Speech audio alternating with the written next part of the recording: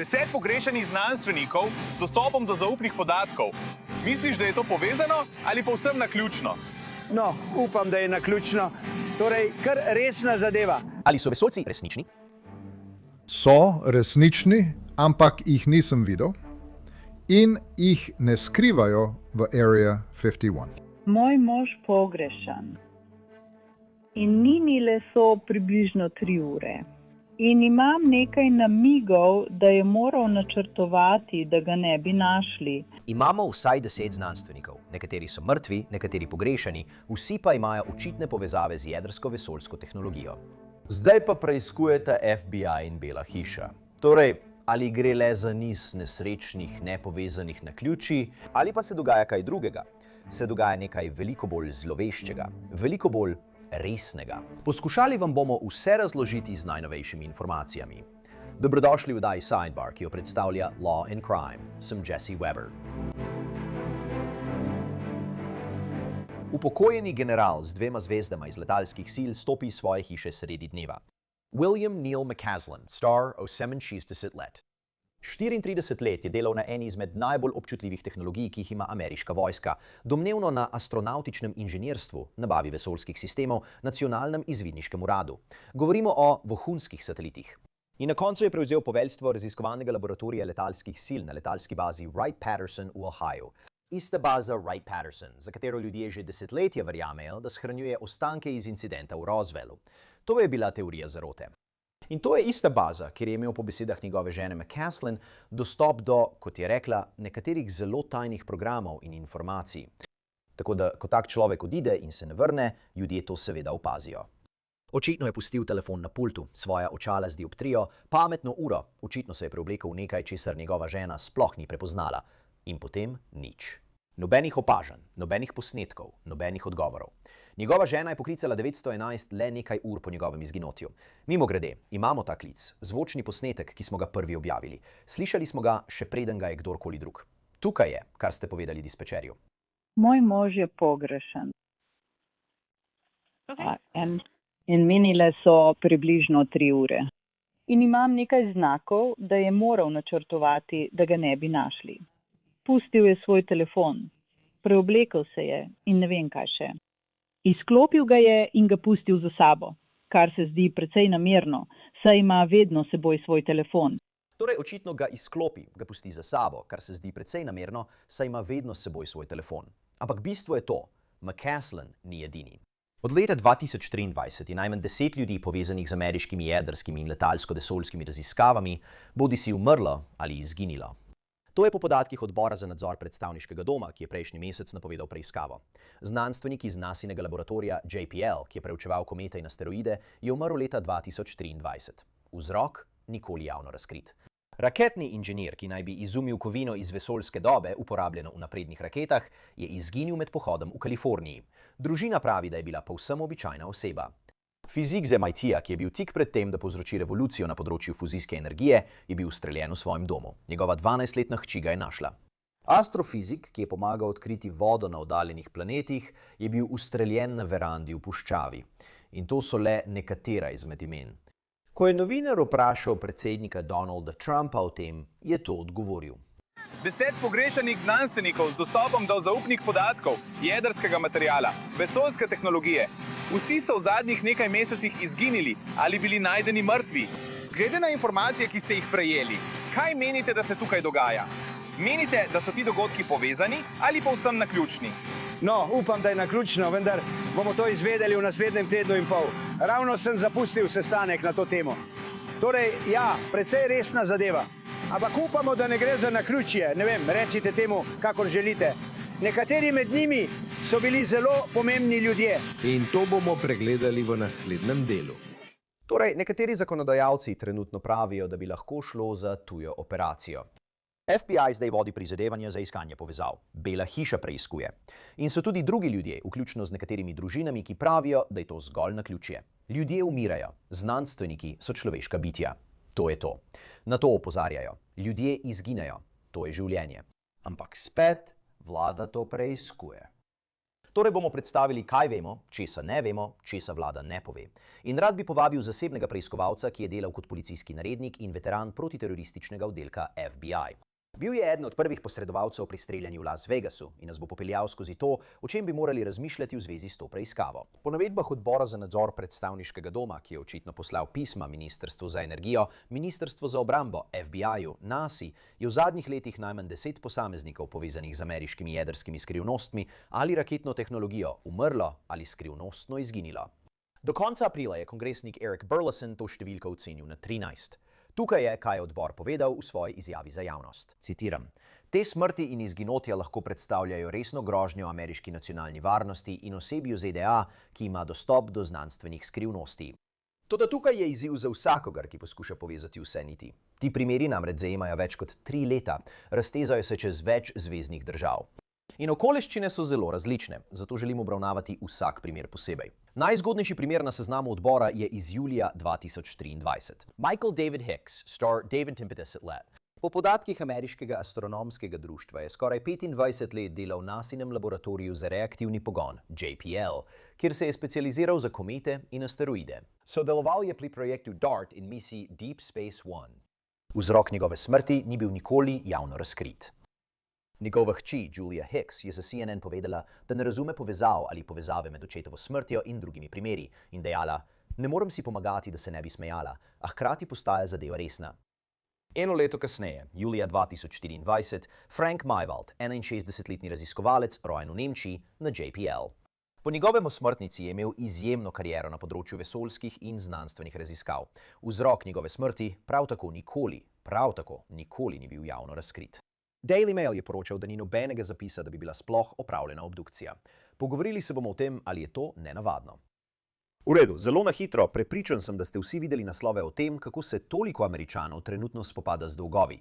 Potem pa se to pojavi. Veste, to se pokaže tudi v vaših lastnih številkah, naraščajočih stanjih, pristojbinah, minimalnih plačilih, ki se vlečejo leta. Ni pa nujno, da tako tudi ostane. Ne. Današnji sponsor PDS Debt je pomagal 100.000 ljudem, da so se rešili dolgov, zmanjšali svoje obveznosti in ponovno prevzeli nadzor. Torej, ne glede na to, ali gre za kreditne kartice, osebna posojila ali zdravstvene račune, ima PDS Debt prilagojene možnosti, ki vam pomagajo hitreje odplačati dolgove. Minimalna kreditna ocena ni potrebna. Gledajo dlje od številk in oblikujejo osebne načrte, da vam pomagajo vrniti denar tja, kamor spada, v vaš žep. Poleg tega imajo oceno A+ pri Better Business Bureau. Vsak mesec, ko čakate, vas bo stal več. Toda vaša pot iz dolgov se začne prav zdaj. Ko so številke jasne, ukrepajte. Prevzemite nadzor v 30 sekundah. Pridobite svojo brezplačeno osebno oceno in najboljšo možnost za vas na pdsdebt.com/sidebar. To je pdsdebt.com/sidebar, pdsdebt.com/sidebar. Maj 2025, Anthony Chavez, 78 let, upokojenec, delal kot nadzornik v nacionalnem laboratoriju Los Alamos, istem laboratoriju, ki je razvil, veste, atomsko bombo. Po podatkih policije Los Alamos je izginil iz svojega doma v Novi Mehiki, za seboj pustil avto, telefon, denarnico, ključe, izčrpne preiskave niso odkrile ničesar, ni bilo znakov kaznivega dejanja, nobenega namiga, da bi načrtoval odhod. Njegov prijatelj Carl Buckland je za CNN povedal, da je že skrajni čas, da se oblasti lotijo preiskave. Mesec dni kasneje, junija 2025, 2 osebi, obe povezani z občutljivimi raziskavami, obe pogrešani. Najprej Melissa Cassius, 53 let, administrativna asistentka v nacionalnem laboratoriju Los Alamos. Po podatkih državne policije Nove Mehike so jo nazadnje videli, ko je hodila ob avtocesti. Njeni ključi, telefon in torbica so bili najdeni v njenem domu. Telefon je bil ponastavljen na tovarniške nastavitve. Njena hči je za NBC-ov Dateline povedala, da je njena mama doživljala izjemno veliko stresa. Monica Jacinto Reza, stara 60 let, direktorica za obdelavo materialov v NASInem laboratoriju za reaktivni pogon. Po poročanju LA Maga je izginila med pohodom v narodnem gozdu Angeles skupaj z 2 osebama iz svoje joga skupine. Iskalci niso našli nobene sledi za njo.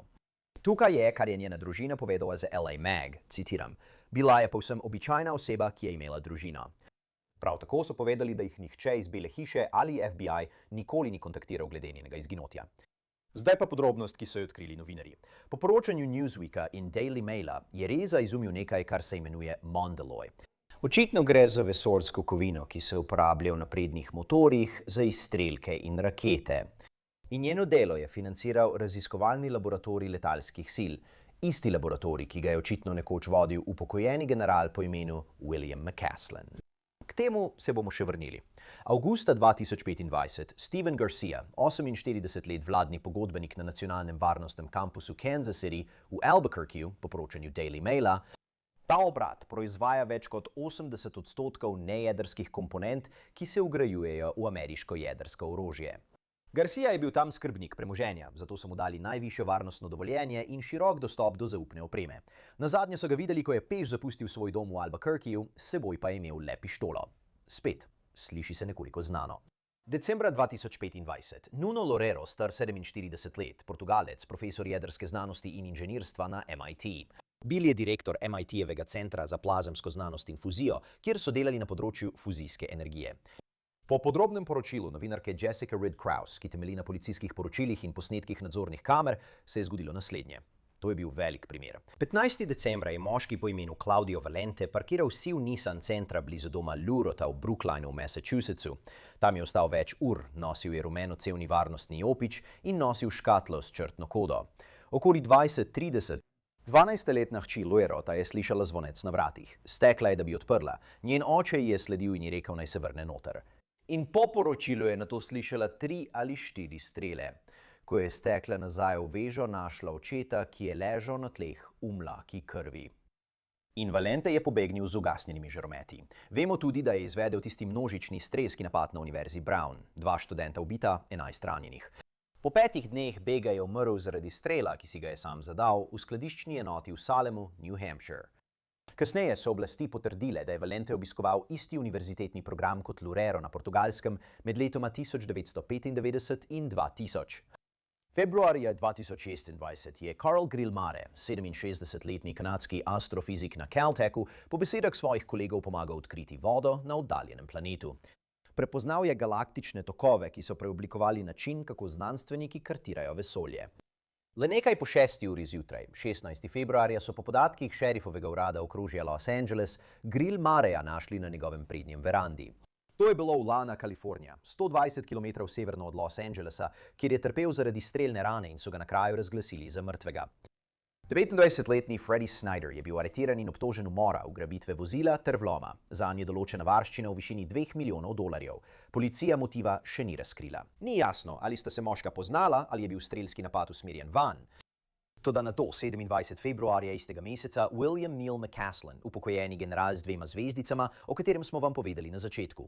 In po podatkih šerifovega urada okrožja Bernalillo je popravljalec prišel na njegov dom okoli 10 ure zjutraj. Njegova žena je odšla na zdravniški pregled ob 11:10, domov se je vrnila ob 12:04 in njega ni bilo več. Spet je pustil svoj telefon, očala, pametno uro, preoblekel se je. Mančkal je njegov revolver kalibra 38. Njegova žena je dispečerju povedala, da je rekel, če se mu bosta in telo še naprej slabšala, noče živeti tako. Za CNN je tudi povedala, da se ji zdi precej neverjetno, da bi ga odpeljali, da bi iz njega izvlekli zelo zastarele skrivnosti. A vseeno so se tedni spremenili v mesece, ni bilo nobenih opažanj, nobenih posnetkov, nobenih odgovorov. Marec 2026, Jason Thomas, 48 let, farmacevtski raziskovalec pri Novartisu, ki dela na zdravljenju raka. Po poročilih so njegovo telo našli z obrazom navzdol v jezeru v Wakefieldu, Massachusettsu. Oba njegova starša sta umrla v hitrem zaporedju, malo preden je izginil. Uradni vzrok smrti ni potrjen. In potem so tu še drugi primeri, ki jih odbor očitno še vedno preučuje. Matthew James Sullivan, nekdanji obveščevalni častnik letalskih sil, je po poročanju New York Posta umrl zaradi nenamernega predoziranja z drogami maja 2024, le nekaj tednov potem, ko naj bi se dogovoril, da bo pričal pred kongresom o vladnih programih za NLP-je. Kongresnik Eric Burleson je za Fox News povedal, da je umrl zaradi samomora. To označil za sumljivo in dejal, da je bil dogovorjen za intervju v 2 tednih. Sumljivo je bilo, kot da bi odšel po lastni volji. Amy Estridge, stara 34 let, ustanoviteljica Inštituta za eksotične znanosti v Huntsvillu v Alabami, specializiranega za kvantno računalništvo in spreminjanje gravitacije. Po poročanju revije Rolling Stone je v raztresenem intervjuju leta 2020 razkrila, da namerava razkriti informacije o NLP-jih in nezemljanih, ter naj bi zaradi tega prejemala grožnje. Umrla je leta 2022. Njena družina je za CNN povedala, da bi se morali ljudje zavedati, da tudi znanstveniki umirajo in iz tega ne delati prevelike zgodbe. Joshua LeBlanc, star 29 let, jedrski znanstvenik pri NASA, je lani umrl v prometni nesreči v Alabami.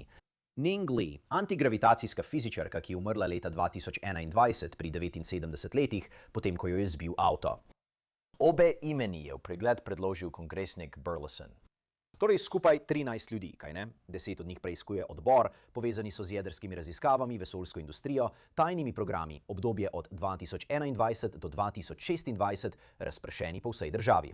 Nekateri poslanci pravijo, da gre za tujo operacijo. FBI zdaj vodi prizadevanja za iskanje povezav.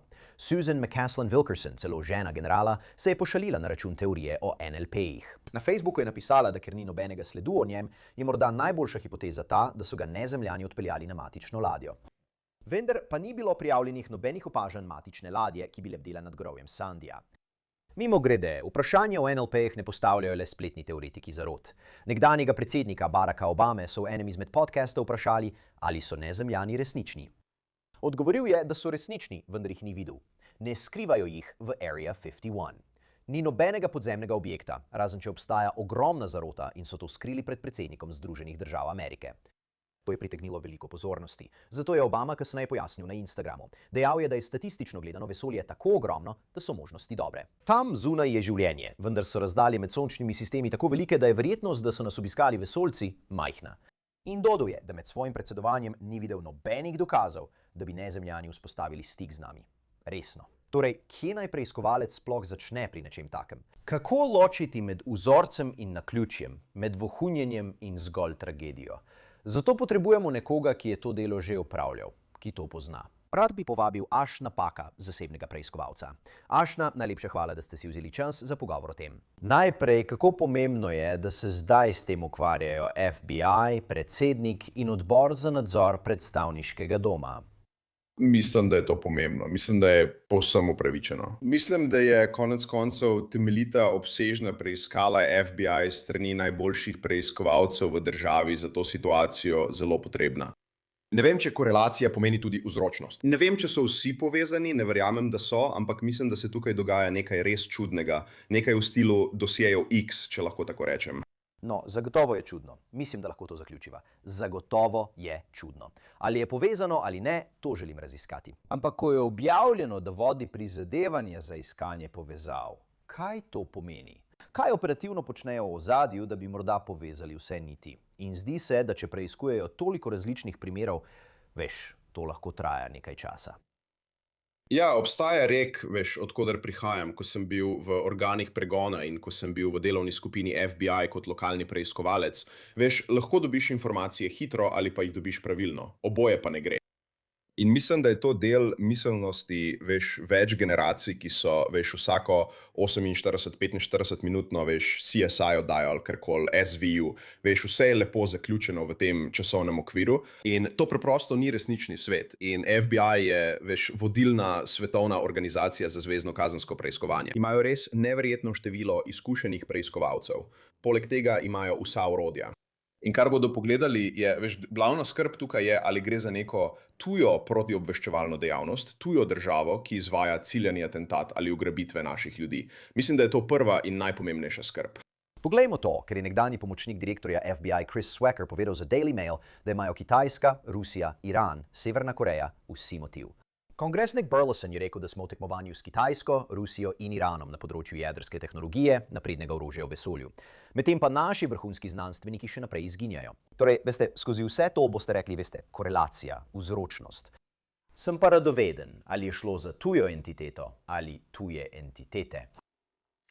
Morali so si predstavljati, da bo to pritegnilo pozornost. Ne, potem pa je bila pravzaprav samo epizoda z McCaslinom tista, ki je resnično začela premikati stvari in zaradi katere so vsi začeli raziskovati te zadeve iz preteklih let.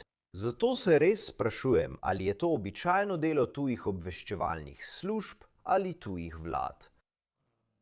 Ker kve po eni strani to prinaša veliko pozornosti. In če bi res želeli ugrabiti znanstvenike ali jih odpeljati ali poskrbeti, da izginejo, karkoli že, ali bi to storili na tak način? Ali se zdi, da so takšne operacije ali operacija pogoste? No, vem, ko govorimo o tujih državah, ki so sovražnice Združenih držav Amerike, veste, verjetno smo tudi mi to počeli in sodelovali z drugimi državami. Na splošno Amerika oziroma Združene države večinoma ne izvajajo ciljnih atentatov. Ampak to ne pomeni, veste, da ne uporabljamo posrednikov ali da naši zavezniki drugje po svetu tega ne bodo storili. In zato, veste, obstaja ta moralna meja, kaj lahko in česa ne moremo storiti po pravilih delovanja v Združenih državah.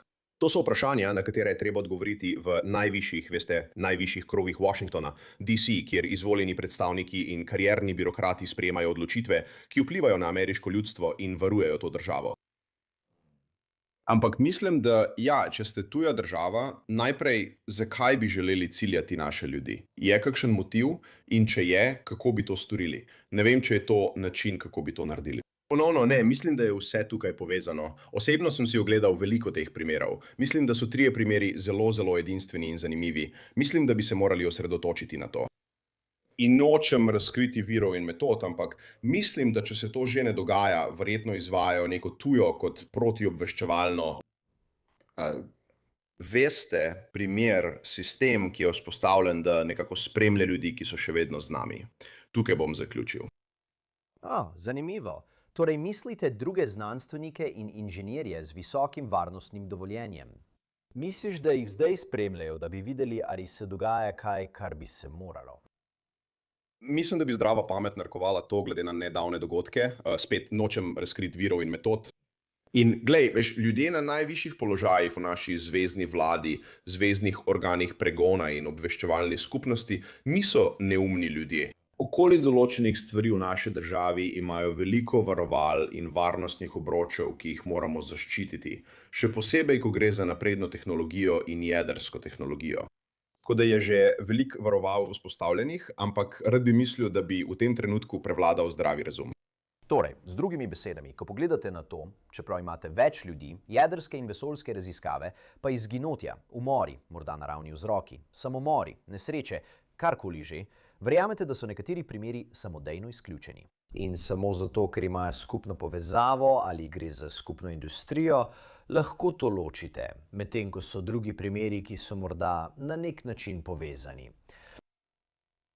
Pravilno. Mislim, da lahko več teh primerov precej hitro izločite. Prišlo je do nekaterih umorov, do nekaterih ubojev, prišlo je do aretacij. Lahko so se vrnili nazaj. Kljub temu bi še vedno preiskoval, ker ljudje postavljajo vprašanja. In ko vodstvo kongresa na Kapitolu pošilja pisma direktorju FBI, naredimo tisto, kar FBI najbolje zna. Dajmo temu narediti konec. Zdaj, ali bodo zaupali in jim bo všeč, kar bodo slišali iz te preiskave, ko jo bo FBI zaključil?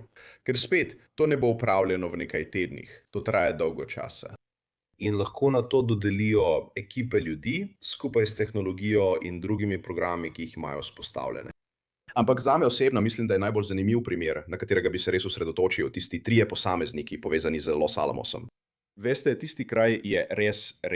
To je v bistvu kraj, od koder je šla vsa jedrska tehnologija v naši državi. To je nekako rojstni kraj naše jedrske dobe. In zato imam občutek, da je tam preveč povezav. Ampak ja, tukaj bo veliko takih primerov, kjer boste lahko rekli, v redu, zgleda čudno, ampak smo lahko raziskali dejstva in ugotovili, kaj se je tukaj dogajalo. Ta oseba je bila žal nesrečna žrtev kaznivega dejanja. In to je bilo precej hitro razjasnjeno. Primer McCasm je tisti, ki je vse začel. In mislim, da je to zelo nenavadno, kaj ne? Upokojeni general z 2 zvezdicama, Lunchley, odide iz svoje hiše, pusti telefon, očala. Lunchley zamenja oblačila in izgine. Njegova žena pravi, da je govoril o tem, da bi imel morda, črne misli, če bi se njegovo zdravje še naprej slabšalo.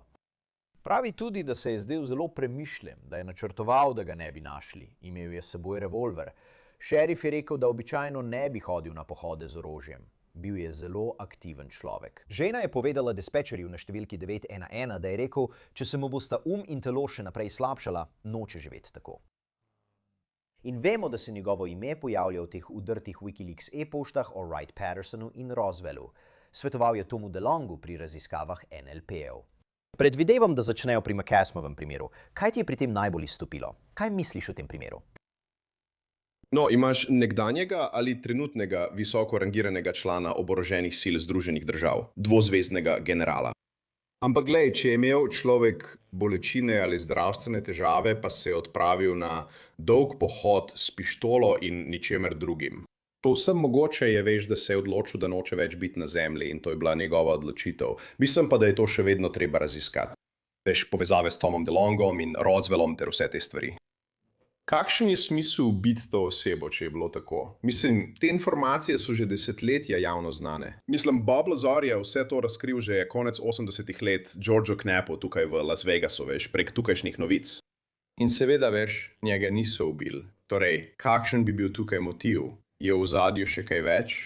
Ali je napoved razkritja materialov o NLP-jih in UAP-jih povezana s tem, da je potem izginil? Očitno bodo ljudje iskali povezave, čeprav nobena povezava ni bila dokazana. Ampak to je tisto, kar se bo zgodilo. Mislim, da je protiargument temu ravno zanimiv časovni okvir tega dogodka. Ja, časovni okvir je zanimiv. Poglej, jaz sem pristaš Occamove britve. Veš, najpreprostejša razlaga je običajno pravilna. Ne moramo vsega označiti za zaroto, ker potem spregledamo in smo zaslepljeni ali ne vidimo gozda zaradi dreves. Ko gre za prave zarote, saj prave zarote dejansko obstajajo. Obstajale so skozi čas. Živimo tudi v tem času, kjer mislim, da naša tehnologija in internet še dodatno podžigata norijo teorij zarote.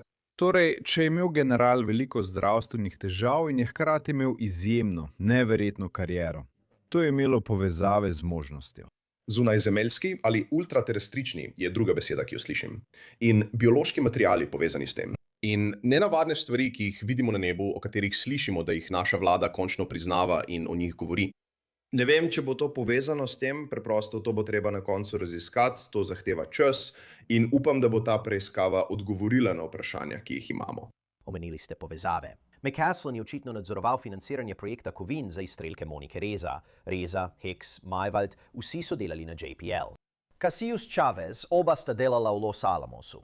Torej, govorite o raziskovanju teh stvari. Kako jih raziskujejo? In mimogrede, ali bodo naleteli na ovire? Če govorite o visoki stopnji varnostnega dovoljenja, strogo zaupnih informacijah, koliko, vem, da to vprašanje ponavljam, ampak koliko mislite, da bodo preiskovalci izvedeli celotno zgodbo o tem, pri kakšnem delu so bili vključeni, kaj so počeli, kakšne so bile povezave? Ker mislim, da je to ključni del tega. Ja, to je dobro vprašanje. Mislim, na koncu, veste, vsi člani FBI imajo dovoljenje za strogo zaupne podatke. Agenti so lahko vključeni v SOP programe ali programe s posebnim dostopom, kar je način, kako te programe razdelijo v strogo ločene sklope, še posebej pri vsem, kar je povezano z jedrsko tehnologijo, raketno tehnologijo ali naprednim orožjem. Ampak imaš prav, mislim, na koncev, kaj je tukaj sploh zaupnega pri preiskavi primera pogrešane osebe? Kakšna dovoljenja potrebuješ? V katere SOP programe moraš biti vključen? Morda je nekaj stvari, v katere morajo biti agenti vključeni, ampak na koncu, kaj pravzaprav poskušamo doseči? Poskušamo ugotoviti, ali kakšna država ali zlonamerni akterji ciljajo na ljudi, ki sodelujejo v določenih programih naših orožarskih sistemov, naše vojske in naše vlade. In zato ne vem, če bo moralo veliko ljudi dobiti dostop do določenih programov. Prepričan sem, da bi jih morda nekaj moralo biti, ampak konec koncev, ali je šlo za umor? Ali je bila ta oseba zlonamerno ubita strani drugega človeka? Ne vem, kakšna varnostna dovoljenja bi potreboval, da bi lahko odgovoril na ta vprašanja. Naj vas vprašamo o nekaj ljudeh. Torej, Nuno Loureiro, znanstvenik za fuzijo z MIT-ja, naj bi ga ubil nekdanji sošolec iz Portugalske, ki je prav tako izvedel množični strelski napad na Univerzi Brown. To je velik primer. Strelec je mrtev, motiv ni znan. Tega dajmo za zdaj pustiti ob strani. Karl Grillmeier, astrofizik, ustreljen na svojem verandi, osumljenec aretiran, ni znane povezave med njima.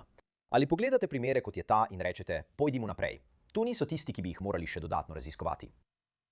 Mislim, da lahko to raziščete. Gre samo za čas in proračun. To je tisto, veste, kar naredi FBI. Vzpostavili bodo poseben program za to, posebno številko primera. In koliko časa dovolimo, veste, preiskovalcem, da raziskujejo te primere, ko je precej, veste, če na prvi pogled izgleda, da gre za naključna nasilna dejanja, mislim, da je streljanje na Univerzi Brown eno izmed teh, to bi lahko bilo zanimivo. Rad bi podrobneje raziskal svet tega osumljenca, videl, kje so bile njegove povezave. Vidim ogromen diagram povezal v velikem analitičnem centru FBI-ja nekje, kjer bodo začeli vse postavljati na tablo, kjer bodo analitiki začeli vnašati podatke. In to bo nekako pomagalo preiskovalcem videti povezave in ugotoviti, kdo je povezan s čim. Na koncu mislim, da korelacija še ne pomeni vzročnosti. Oseba, ki jo je ustrelil strelec na Univerzi Brown, oseba, ki je bila ustreljena v predsobi svojega stanovanja, osumljenci v priporu, aretirani, so tisti dan zagrešili kazniva dejanja. Mislim, da se lahko te stvari hitro razjasnijo, ampak spet ne vem, kako globoko kopljete. Nekateri ljudje nikoli ne bodo zadovoljni z odgovorom. Želijo videti zaroto. Želijo videti ogromen svet dosjejev X tam zunaj, za katerega ne vemo. In vlada nam laže. Mislim, da je to na koncu tisto, kar si nekateri ljudje preprosto želijo. Kaj pa časovni okvir? Odbor za nadzor predstavniškega doma je svojo preiskavo napovedal 20. aprila. Tiskovna predstavnica Bele hiše je 15. aprila dejala, da bo to preverila. Predsednik je dejal, da bo imel odgovore v tednu in pol. Kasneje je dejal, da za zdaj ni veliko povezave. Kaj menite o javnih izjavah? Mislim, da so to le izjave za medije, ki so pač dane. Ne mislim, da predsednik, veste, brez zamere do predsednika, ampak teh odgovorov ne moreš vedeti v tednu in pol. Lahko dobiš vrhunsko poročilo, no, ne ravno vrhunsko, ampak lahko dobiš poročilo po tednu in pol v smislu, glejte, tukaj smo in to je, kar mislimo, da želimo narediti s temi primeri, ampak v tednu in pol ne boš vedel. Ne mislim, da bi lahko celoten FBI kopil potem, veste, porabil vso svojo energijo samo za eno stvar in dobil odgovore v tednu in pol. Spet, lahko je narejeno prav ali pa hitro, ne moreš imeti obojega. Veste, družine Julia Hicks, Richard Estridge, Susan McCaslin, Wilkerson, vsi se zdi, da nasprotujejo teorijam zarote. Kot da pravijo, veste, ljudje umirajo, znanstveniki umirajo, so človeška bitja, ljudje izginejo, ni povezano. Koliko preiskovalci upoštevajo to, kar pravijo družine? To bi morali vsekakor upoštevati. Veste, družine vedo najbolje. Kaj pa vedo neznanci na internetu? Mislimo, da vemo veliko, a v resnici ne poznamo globokih skrivnosti življenj ljudi. Znanstveniki umirajo, znanstveniki si tudi vzamejo življenje. Ljudje v vojski, žal, se te stvari dogajajo. Ponovno, ne pravim, da ne bi smeli raziskovati, ampak videl sem eno gospo, njen oče je bil del tega in ona preprosto tega ne razume. Ker točno ve, kaj je njen oče doživel, kaj se mu je zgodilo in kako je na koncu umrl. Težko je za žrtve, ker morajo vse to ponovno podoživljati. To je del procesa žalovanja in žalosti. In zdaj so nenadoma njihovi ljubljeni v središču pozornosti. In vse to se povezuje s temi teorijami zarote. In tako si zdaj ljudje služijo kruh s tem, o čemer se prav zdaj pogovarjamo. Kot žrtve postanejo frustrirani. Zato mi je za te ljudi res zelo žal. Ampak spet, če obstaja najmanjša možnost, da bi tuje države, tuji akterji ali pa samo terorizem na splošno lahko ciljali na naše ljudi, naše znanstvenike, moramo to raziskati.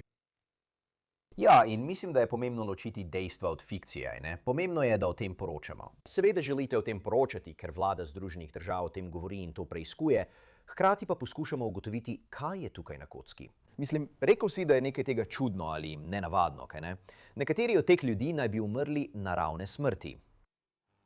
Ampak če pogledate primer, kot je Hicks, ki je po navedbah urada sodnega zdravnika v Los Angelesu umrl zaradi bolezni srca in ožilja, vzrok smrti pa ni bil nikoli široko objavljen, dokler časopis Times ni dobil zapisov.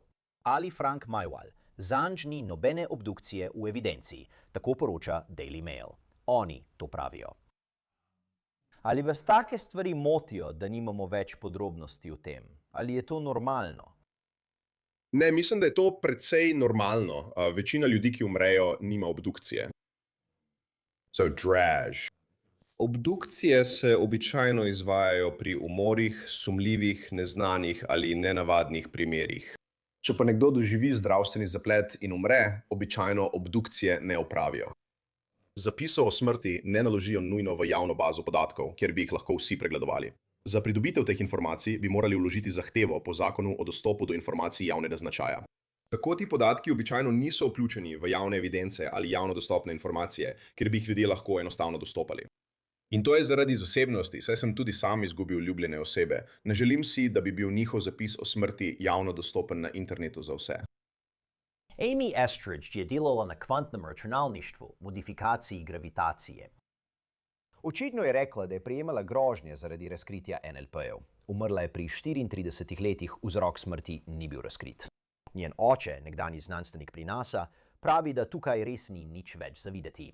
Matthew Sullivan, obveščevalni častnik letalskih sil, se strinja, da bo pričal pred kongresom o programih NLP-jev. In 2 tedna kasneje je mrtev zaradi nenamernega predoziranja. Zdaj kongresnik Burleson pritiska. Že leto dni FBI očitno noče potrditi ali zanikati ali preiskujejo. Torej, spet, ta vprašanja mislim, da postane tudi vprašanje. Zakaj mislite, da je tako? Mislim, koliko mislite, da bomo izvedeli? Koliko mislite, da bomo izvedeli o preiskavi ali končnih rezultatih tega? Ja, spet to bo trajalo. In medtem se življenje nadaljuje. In vse druge stvari v življenju, o katerih moramo govoriti in poročati, se bodo zgodile. In čez nekaj let, ko bodo objavili to, veste, poročilo po dogodku, bomo še vedno radovedni glede vsega in bomo še vedno želeli vedeti vse te stvari o trenutnem incidentu, ki se dogaja prav zdaj. Ljudje pravijo, ljudje ves čas pravijo, da nimajo občutka, da bi si želeli vzeti življenje, potem pa to storijo. To sem žal videl skozi svojo kariero v organih pregona. Videl sem ljudi, ki so rekli, ne, v redu sem, in naslednji dan so si premislili. Veste, mislim, da bi bili presenečeni, koliko ljudi ima skrivnosti, ko, naprimer, nekdo po nesreči vzame prevelik odmerek tablet. To se v tej državi dogaja ves čas. Vsako leto na 100.000 ljudi izgubi življenje. Tokrat je to pač pripadnik obveščevalne službe letalskih sil. Tokrat gre za hčerko, ki je bila znanstvenica, njen oče pa je bil znanstvenik povezan z vesoljskim programom NASA. Torej, mislim, da je največje vprašanje, kako ljudje kar izginejo. Če govorimo o McCaslinu ali Garciji, je eno, da ljudje poniknejo z radarja, ampak veš, kako ti to sploh uspe? In veš, tudi če imaš opravka s situacijo, kjer si je nekdo nekaj naredil, ne najdeš telesa. Mislim, kako težko je to? Mislim, eno je reči, da govoriš o izginotju ljudi iz iste industrije. To je že samo po sebi nenavadno. Ampak če jih ne morejo najti ali pa ni nobenih dokazov o tem, kaj se jim je zgodilo, mislim, da je to tisti del, ki ljudi malo bolj zanima. No, in mislim, da bi moral biti to glavni poudarek pri iskanju odgovorov pri preiskovalcih. Ampak najprej bom povedal tole. Če greš ven, če se sprehodiš v nacionalni gozd Angeles, zunaj drugega najbolj naseljenega mesta v Ameriki, in izgineš, recimo, da se ti ni zgodilo nič zloveščega, imel si zdravstveno težavo ali pa si se odločil končati svoje življenje. Zelo verjetno je, da tvojega telesa ne bodo našli. Mislim, da ljudje ne razumejo, kako mati narava na nek način sama očisti območje. Če še nikoli nisi bil na lovu kot lovec, ti lahko povem, da tisto, kar pogine, ni tam več čez 24 ur, niti čez 12 ur ne. Popolnoma so ga raztrgali kojoti, pume, karkoli pač živi na tistem območju. Če stopiš iz svoje hiše v Albuquerqueju, v Novi Mehiki in se odpraviš v visoko puščavo, obstaja zelo velika verjetnost, da tvojega telesa ne bodo našli. In čez čas nikoli ne veš, kakšen lovec ali voznik štirikolesnika bo našel denarnico, pištolo, nekaj bo našel. In potem, veš, naša vprašanja končno dobijo odgovor.